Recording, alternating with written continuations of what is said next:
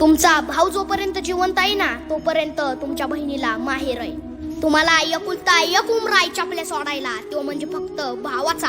ज्या दिवशी तुमचा भाऊ मरेल, कोण कोणाचं आहे ती भावाची पोरं तो परिवार कितीही श्रीमंत असू दे, पण कोणच कोणाचं नसतं. उगाच म्हणून पदर नाही लावत माय माऊल्या डोळ्याला. आपला भाऊ बहिणीवर किती प्रेम करतो हे जिचा भाऊ माहेरातनं मरण पावतो ना हे तिला विचारा. ती कधी माहेरात गेली ना ती फक्त भावाचा फोटो बघते, आठवण राहते तिला.